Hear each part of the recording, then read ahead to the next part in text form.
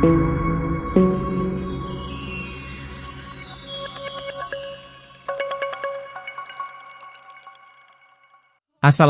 warahmatullahi wabarakatuh. Apa kabar sahabat ini Nawa Religi? Semoga senantiasa berada di jalan Allah dan Rasul-Nya.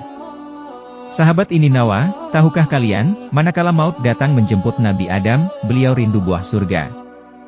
Ini menunjukkan betapa cinta Adam kepada surga dan kerinduannya untuk kembali kepadanya. Bagaimana Adam tidak rindu surga, sementara dia pernah tinggal di dalamnya, merasakan kenikmatan dan keenakannya untuk beberapa saat. Bisa jadi keinginan Adam untuk makan buah surga merupakan tanda dekatnya ajal. Sebagian hadis menyatakan bahwa Adam mengetahui hitungan tahun-tahun umurnya. Dia menghitung umurnya yang telah berlalu. Nampaknya dia mengetahui bahwa tahun-tahun umurnya telah habis. Perpindahannya ke alam akhirat telah dekat. Tanpa ragu, Adam mengetahui bahwa anak-anaknya tidak mungkin memenuhi permintaannya itu untuk memperoleh buah surga. Sebab mana mungkin mereka bisa menembus surga lalu memetik buahnya. Anak-anak Adam juga menyadari hal itu, akan tetapi, karena rasa bakti mereka kepada bapak mereka, hal itulah yang mendorong mereka untuk berangkat mencari. Belum jauh anak-anak Adam meninggalkan bapaknya, mereka telah dihadang oleh beberapa malaikat yang menjelma dalam wujud orang laki-laki. Mereka telah membawa perlengkapan untuk menyiapkan orang mati. Para malaikat memperagakan apa yang dilakukan oleh kaum muslimin terhadap jenazah seperti pada hari ini. Mereka membawa kafan, wewangian, juga membawa kapak, cangkul, dan sekop yang lazim diperlukan untuk menggali kubur. Ketika anak-anak Adam menyampaikan tujuan mereka dan apa yang mereka cari, para malaikat meminta mereka untuk pulang kepada bapak mereka, karena bapak mereka telah habis umurnya dan ditetapkan ajalnya. Manakala para malaikat maut datang kepada Adam, Hawa mengenalinya sehingga dia berlindung kepada Adam. Sepertinya Hawa hendak membujuk Adam agar memilih hidup di dunia, karena para rasul tidak diambil nyawanya sebelum mereka diberi pilihan antara kehidupan dunia dan akhirat. Kendati demikian, Nabi Adam tidak menggubris dan bahkan menghardik Hawa dengan berkata, "Menjauhlah dariku, karena aku pernah melakukan dosa karenamu. Biarkan aku dengan malaikat Tuhanku." Saat itu, Adam mengingat rayuan Hawa untuk makan pohon yang dilarang semasa keduanya berada di surga. Selanjutnya, para malaikat mengambil ruh Adam. Mereka sendirilah yang mengurusi jenazahnya dan menguburkannya, sementara anak-anak Adam melihat mereka.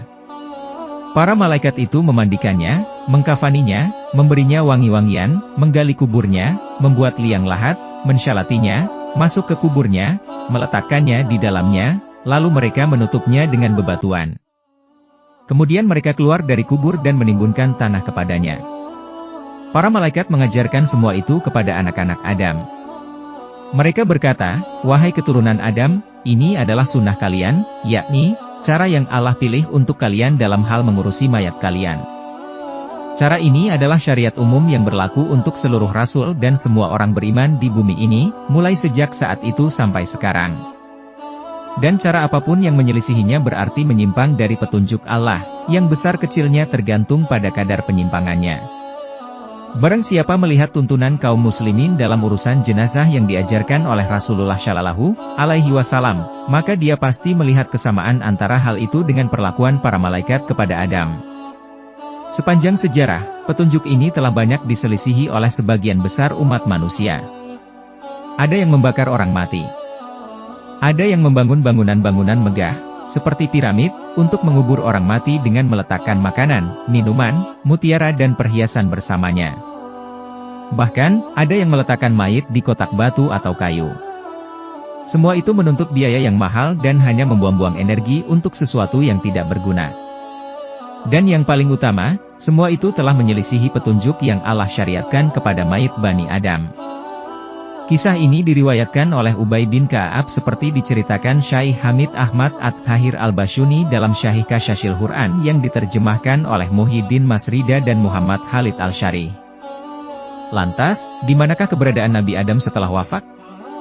Menurut sebuah hadits yang dikeluarkan Al-Bukhari dalam Badul Halq dan Muslim dalam Al-Iman dari Anas, tentang hadits Mikraj, bahwa Nabi Shallallahu Alaihi Wasallam bersabda, "Kemudian tanganku dipegang Jibril dan aku dinaikkan ke langit dunia. Jibril berkata kepada penjaga langit dunia, 'Bukalah,' lalu penjaga itu bertanya, 'Siapa ini?' Jibril pun menjawab, ini Jibril. Penjaga pintu itu bertanya, apakah engkau bersama seseorang? Jibril menjawab, iya. Saya bersama Muhammad Shallallahu Alaihi Wasallam. Penjaga langit bertanya lagi, apakah Allah mengutusmu kepadanya? Jibril menjawab, iya. Maka pintu pun dibukakan. Nabi Shallallahu Alaihi Wasallam bersabda, ketika kami berada di langit dunia, ternyata ada orang yang di sebelah kanannya dan di sebelah kirinya. Beliau bersabda, apabila dia menoleh ke kanan dia tertawa, dan apabila dia menoleh ke kiri dia menangis. Dia berkata, selamat datang wahai Nabi yang saleh dan anak yang saleh. Beliau bersabda, saya bertanya, wahai Jibril, siapakah orang ini? Jibril menjawab, ini Adam alaihissalam. Dan di sebelah kanan dan kirinya adalah keturunannya. Yang di sebelah kanan adalah penghuni surga, dan yang di sebelah kiri adalah penghuni neraka. Wallahu a'lam bishawab. Semoga kisah ini bermanfaat untuk kita semua.